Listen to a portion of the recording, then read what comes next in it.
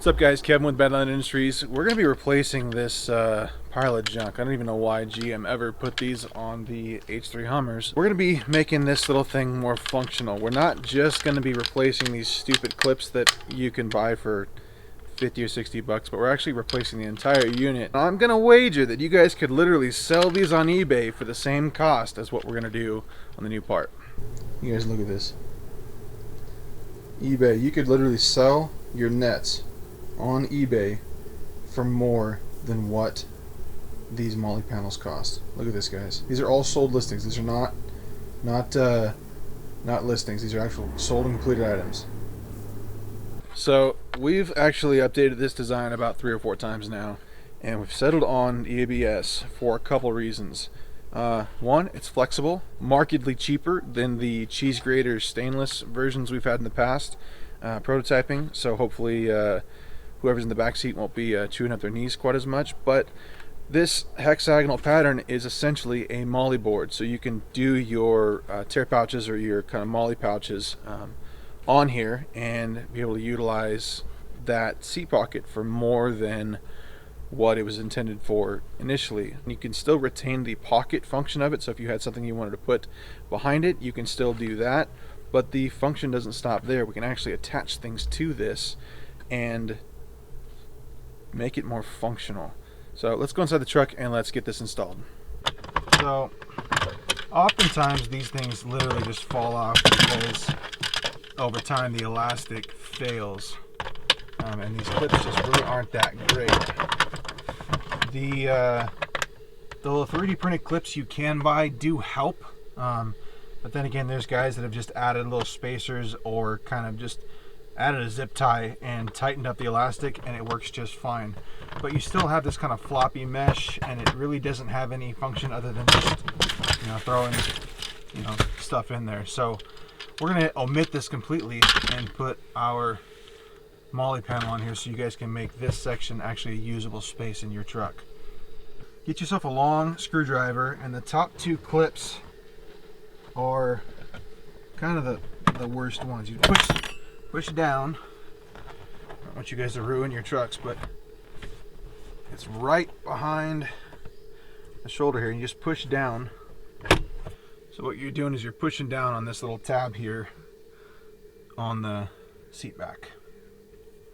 So once you've got the top ones out, there's 2 more clips in here. You're going to push in and lift up on both of these. And if you did it just right, it'll pretty much fall right out. You've got some clips for your kind of seat cover.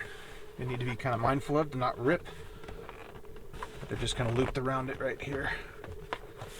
There it goes. So you got these little clips here that are pushed into the metal here, but it sometimes will yank on your seat cover there. So just gently pull everything out, and it's out, ready to go.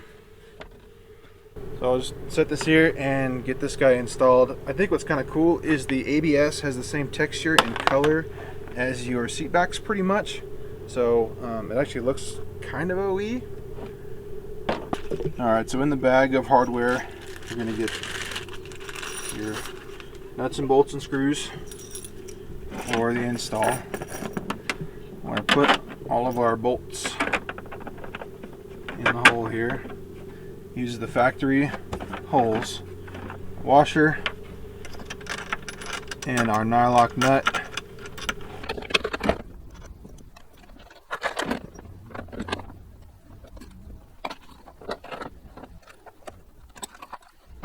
Take your tools and tighten it up.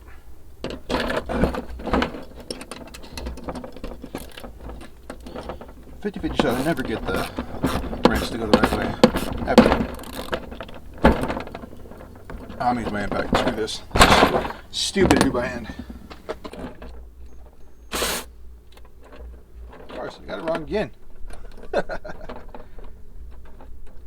We just want these snug on the back here, so.